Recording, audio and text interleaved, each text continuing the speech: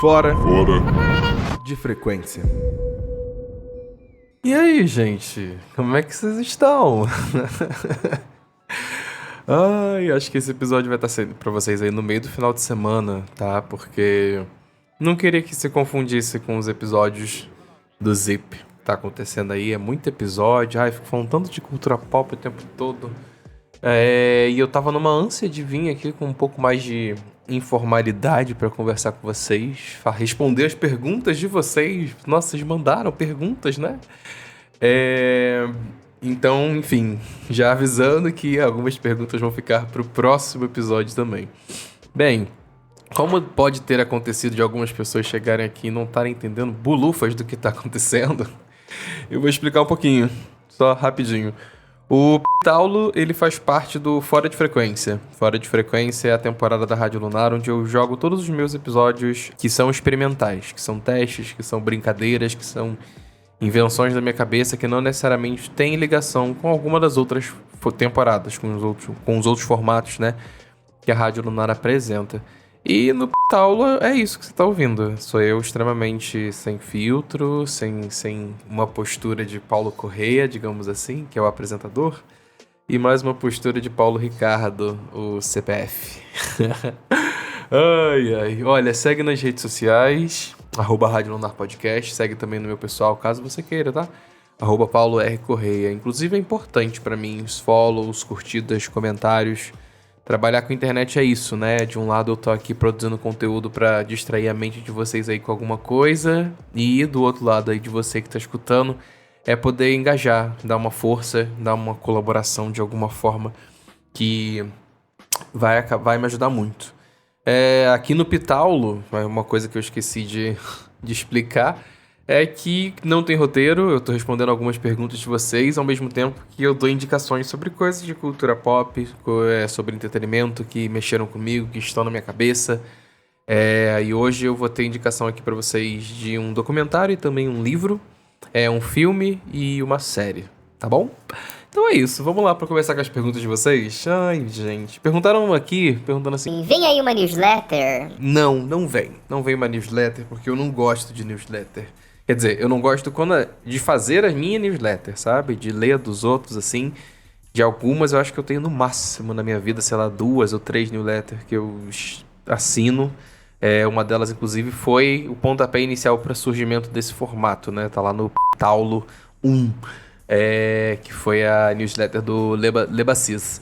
Mas eu não tenho vontade de fazer, eu não gosto dos meus roteiros. Eu não gosto dos meus textos para eles serem lidos por outras pessoas. Acho que é um pouco isso.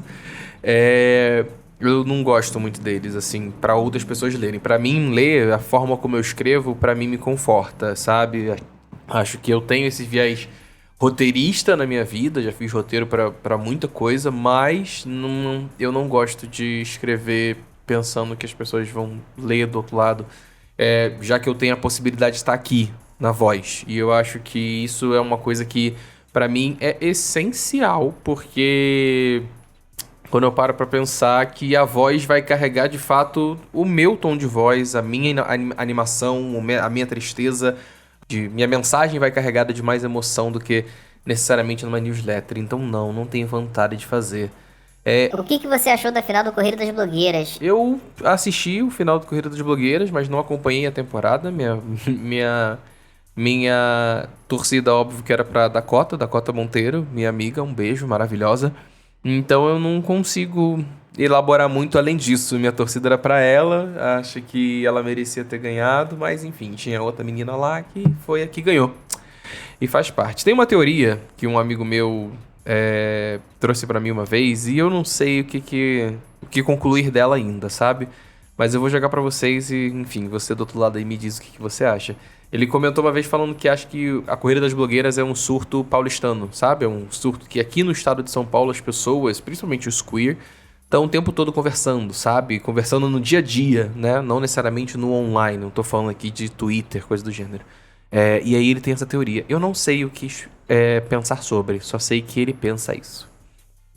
Tem uma pergunta aqui, de uma pessoa que algumas pessoas devem conhecer. O Amaury, lá do Papel Pop. Esse aqui eu acho que vai ser o único que eu vou identificar quem é, porque é uma persona pública e vale a pena porque é uma brincadeira que ele faz com todo mundo, que ele resolve fazer uma pergunta de brincadeira pra incitar reflexões e nojeiras e debates e tudo mais.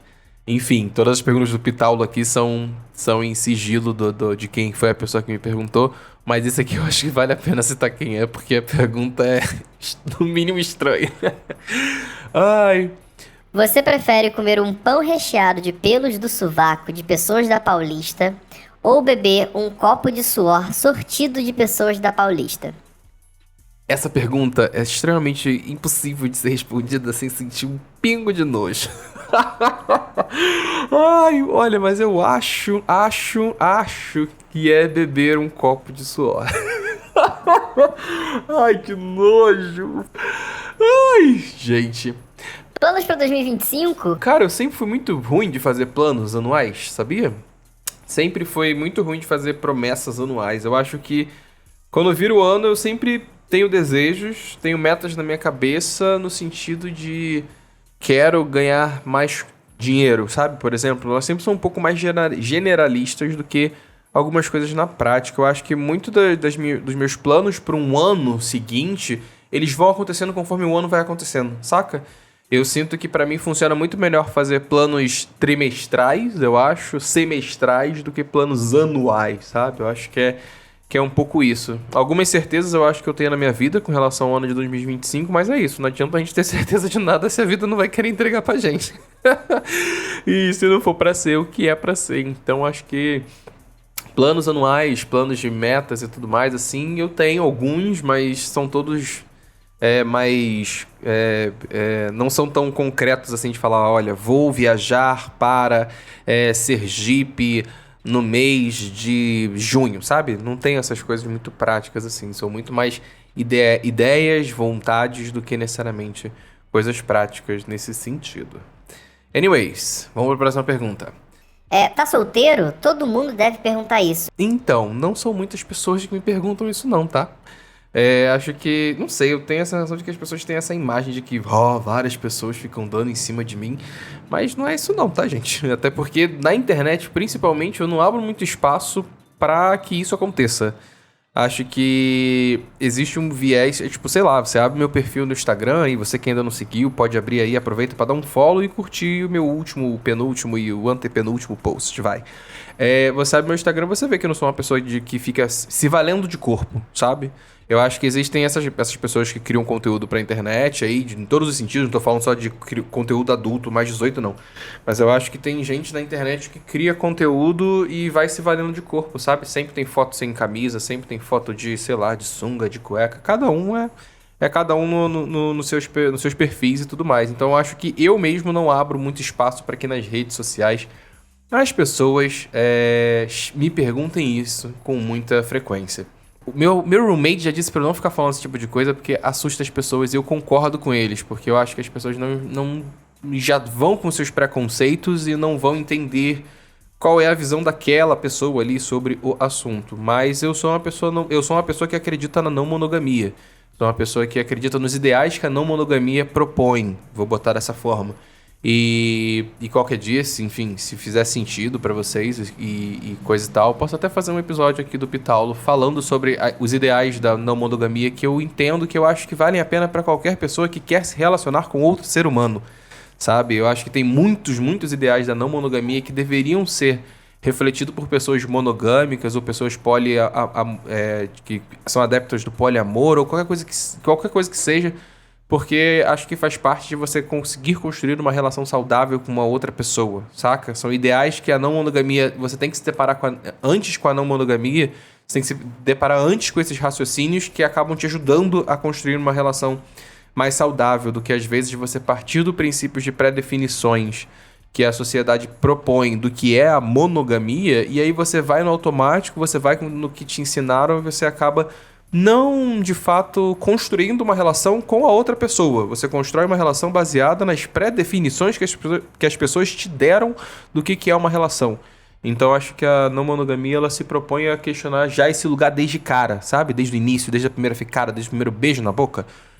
Então acho que isso acaba construindo uma relação diferente pra você e pra pessoa que tá ali envolvida com você. Então, nos últimos meses, sendo bem sincero, momento terapia. Sempre tem que ter um momento terapia que é aquela hora que eu sou extremamente transparente com vocês sobre as coisas que estão acontecendo com a Bé agora. Mas a sensação que eu tenho nos últimos meses é que eu tô lidando com a ansiedade da ausência de alguém, sabe? Eu acho que, como eu tava comentando aqui, minhas relações afetivas, todas elas entraram em xeque, todas elas entraram num lugar de questionar como elas estavam sendo, como elas estavam sendo postas na minha vida e na vida das pessoas que estavam comigo.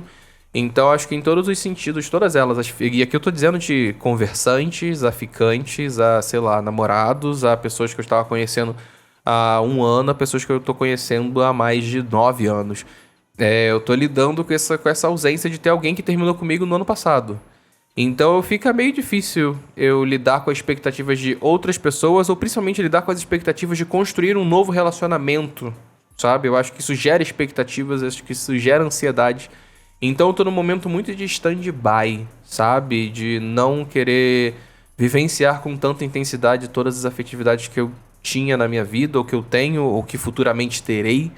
Então eu tô meio que em stand-by. Sabe o famoso superar? Então, não superei. Eu acho que é bem esse caminho mesmo. Então, meu último relacionamento que eu tive, que durou 1 ano, em que a pessoa veio terminar comigo, eu não esperava. Então, acho que eu fui pego de surpresa. Então, eu tô tendo que aprender com a ansiedade de ter que viver a ausência dessa pessoa. Então, e eu sou escorpiano, eu sou péssimo com términos, gente. Eu sou uma pessoa horrorosa com isso.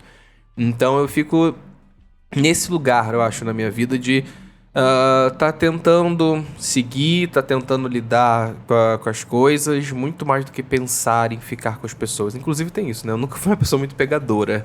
Eu acho que até tá de encontro com esse lugar de, todo mundo te pergunta isso? Não me perguntam porque eu não sou pegador, gente, desde sempre, desde pequeno. Acho que tem várias questões aí de autoestima que me atrapalharam durante muito tempo, e hoje em dia eu não tenho essa pira, sabe? De sair pegando todo mundo. Eu acho que eu fui criado numa adolescência ali, dos meus 16 anos até os, sei lá, 22.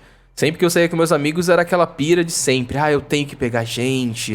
Uma das minhas melhores amigas aí, que eu fui padrinho do casamento dela, ela falava, não, sair de casa e não pegar um macho é horrível, é saída desperdiçada. Ela era desse pensamento. Inclusive, hoje em dia, namora uma mulher. Olha que ironia da vida. Mas, enfim. E eu nunca fui disso, sabe? Pra mim, quando eu saio de casa, eu não estou... A não ser que seja um date, né? A não ser que eu esteja saindo para um date. Aí eu quero, de fato, beijar na boca da pessoa no mínimo. Mas quando eu saía de casa, nessas épocas, né? De 16 até 22 anos pra boate, pra noitada e tal... Sempre foi muito sobre me divertir no sentido de... o foco principal era... Eu quero meu drink e eu quero dançar. E eu quero me divertir com meus amigos. Se eu pegar alguém, é isso, peguei. Até porque também, né, se eu parar pra pensar nessa época de 16 anos, 17, 18, saindo pra balada, putz, a quantidade de não que eu ouvi na minha vida. Vou até beber uma água aqui antes de ir pro próximo tema.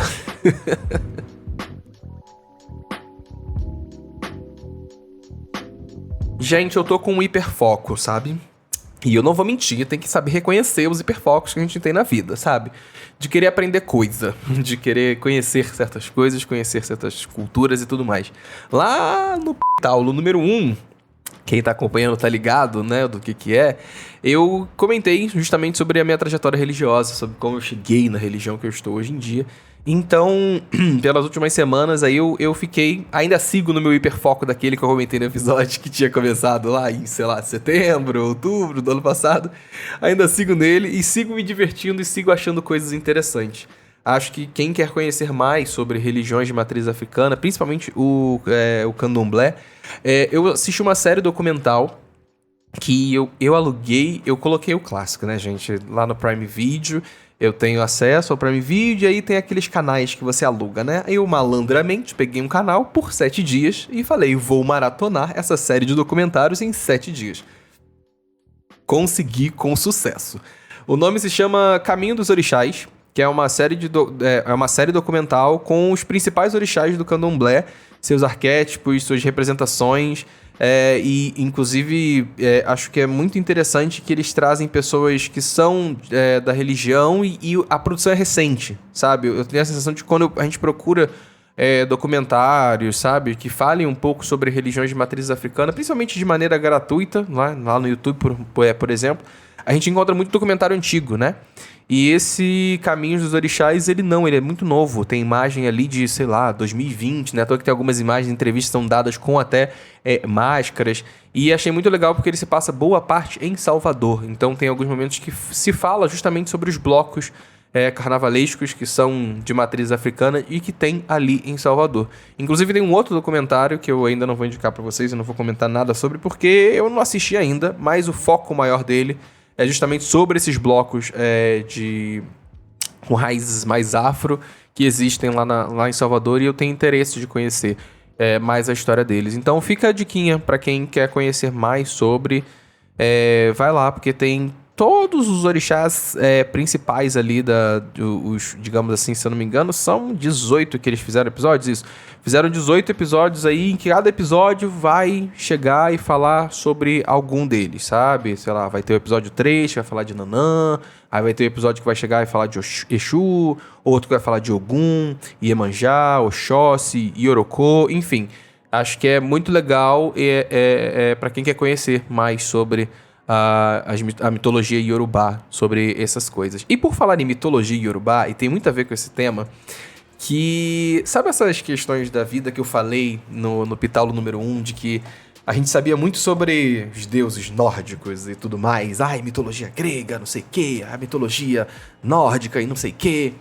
E isso me fez lembrar do livro Percy Jackson. Não sei se vocês conhecem a série que tem, ou os filmes antigos, que por sinal são uma bosta. Eu não gosto dos filmes antigos do Percy Jackson, porque eu li os livros. E, nossa, aqueles filmes ali são tudo menos a adaptação daquele livro do Percy Jackson, pelo amor de Deus.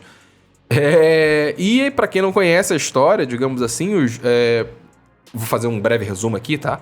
Mas os deuses gregos, eles existem, né? Eles só mudaram da Grécia para ir para nova cidade que é Nova York, né? A nova grande metrópole mundial se tornou Nova York. Então eles se mudaram e estão lá.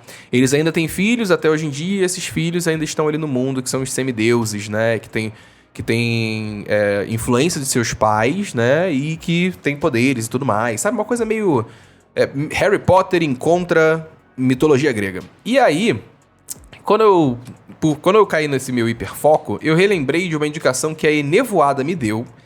E porque esse ano foi anunciado que iria ter uma adaptação no cinema desse livro, que se chama Filhos de Sangue e Osso. E esse livro, gente, é genial. É incrível, eu tô apaixonado. E só pra levar aqui, só pra completar o que eu tava comentando, o filme, ele vai ter uma adaptação aí com um elenco bizarramente pesado, sabe? Tipo assim, de Viola Davis, a Cynthia Erivo, a Idris Elba, a Lashana Lynch, que fez também a Mulher Rei junto com a Viola Davis. Enfim, é um elenco bizarro. Aí foi anunciado esse ano, se eu não me engano, no finalzinho de janeiro foi anunciado isso. E eu lembrei desse livro e eu lembrei do meu hiperfoco. Por quê? Filhos de Sangue e Osso é meio que você parar pra pensar, e se Percy Jackson fosse pensado na cultura Yorubá? Então os orixás, eles têm aí seus escolhidos da terra, digamos assim, que eles têm influência dos poderes de seus pais, digamos... que tem influência dos poderes de seus pais e tudo mais. É uma saga muito interessante, é uma leitura muito tranquila, muito leve, uma fantasia muito bem feita e que preencheu aqui o meu coração. Estou amando e é bom porque é um livro que já está finalizado, é uma trilogia, então eu tô no primeiro, então se eu tô gostando da primeira, é sinal de que tem bastante história ainda pela frente para eu poder mergulhar. Sério, gente, vai lá procurar esse livro se você tem interesse de conhecer um pouco mais da cultura Yorubá ao mesmo tempo que você entra num mundo de fantasia e de ficção. O livro da Tomi Adeyemi é incrível, é maravilhoso, é genial a ideia que ela teve. Agora um breve respiro aqui pra dar 2 indicações rapidinhas, porque eu sei que tá chegando no final do episódio. Não gosto de fazer episódio grande aqui no Pitaulo, tá? Ele sempre tem no máximo, uns 25 minutos. Estourando 30 e olhe lá, tá? Chega também.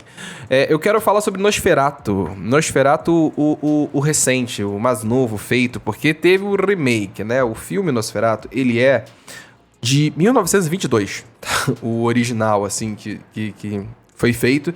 E teve um novo agora, em 2024, saiu aí, ele tem o Willem Dafoe no elenco, tem o Bill Skarsgård, que é o menino que faz o It, o palhaço, né? Ele sempre faz uns bichano e dessa vez ele tá fazendo ali o Conde Drácula, que não é Drácula nesse filme, porque esse filme ele tá se adaptando de uma história, mas aí ele tá mudando o nome de alguns personagens pra não falar que tá fazendo a mesma história. Mas tá. E eu fiquei muito feliz porque eu acho que os vampiros são o ser mitológico, vamos botar dessa forma, que eu mais sou encantado, sabe? Desses aí, tipo, sei lá, lobisomem, essas coisas.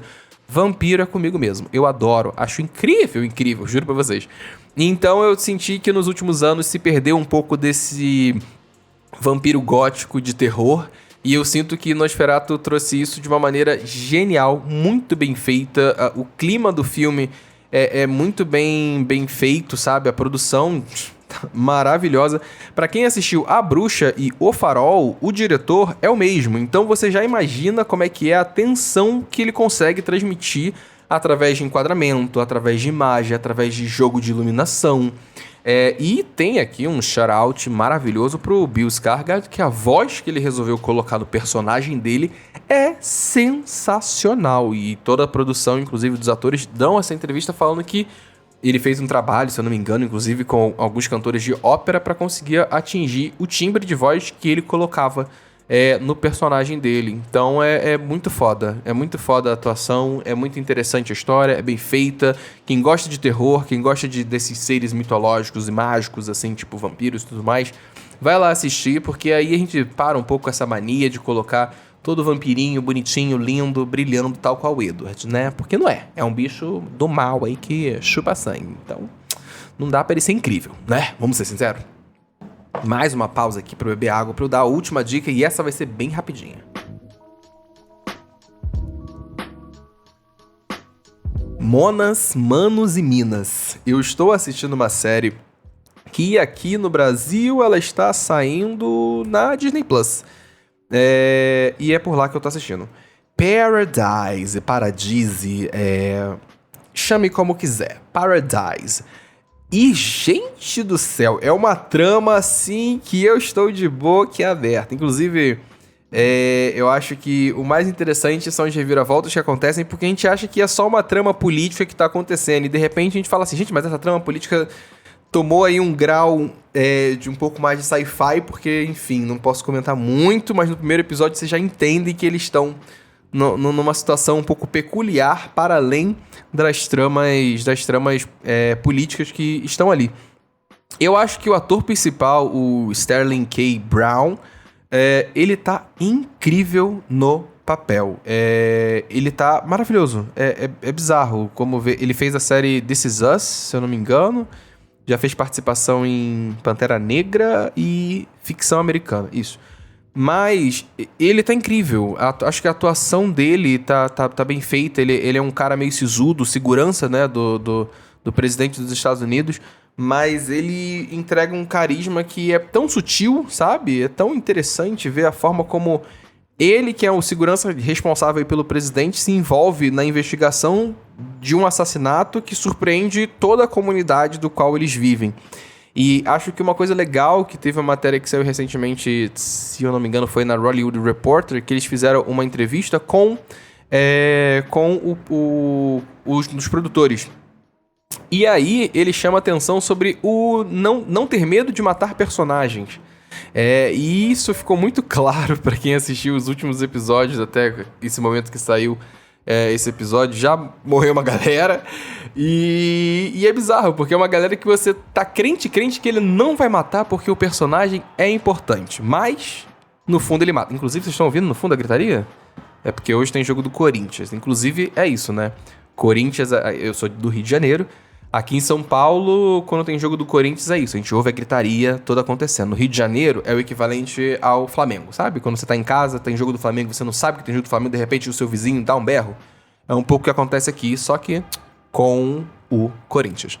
Mas voltando pra Paradise, eu acho que vale muito a pena, é uma trama muito boa, tá muito bem escrita, os personagens são extremamente interessantes, como eu falei pra vocês, são personagens que a gente tá ali, se apega, acha que nada vai acontecer com ele, de repente pode acontecer, né, menino? Porque é isso, estamos aqui numa situação complicada de conspirações políticas e tudo mais. Então, fica essa super dica aqui, eu acho que é um achadinho aqui de início de ano, que tá valendo muito a pena. E eu acho que a próxima série que eu vou começar a assistir, inclusive, vai sair quando esse episódio for ao ar, que é Lotus, White Lotus. Vai voltar aqui no domingo a ser lançada. Eu nunca assisti as outras temporadas, então eu tô sentindo que eu vou só dar play nessa a partir da terceira. Vou fazer essa experiência comigo mesmo e trago atualizações pra vocês. É isso. Tá bom, chega de falação, já compartilhei bastante coisa com vocês.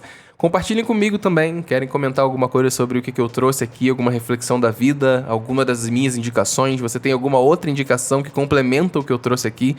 Vai lá na Rádio Lunar Podcast, comenta na arte desse episódio, ou também pode mandar DM, tanto na Rádio Lunar quanto no meu perfil pessoal, @Paulo R. Correia. Eu gosto de fazer o Pitaulo, então ele vai voltar aqui, com certeza. O Pitaulo número 4 vai acontecer. Só aquele esquema que eu já avisei pra vocês. Como a gente tá na temporada do Zip, é uma temporada que demanda muito de mim, de tá editando, tá ajudando no roteiro. Se bem que essa temporada eu consegui a ajuda do Alexandre Santana pra fazer o roteiro comigo. Mas é o que demanda muito de mim, mentalmente, de voz, de edição. Então, às vezes, eu prefiro focar nele, deixar o mês acabar... E aí depois a gente volta a trocar ideias. Mas que bom que eu consegui gravar aqui um episódiozinho extra pra vocês, para sair no dominguinho de vocês. Enfim, espero que o domingo de vocês esteja sendo incrível. Um beijo. E pra quem tá acompanhando o Zip, até amanhã.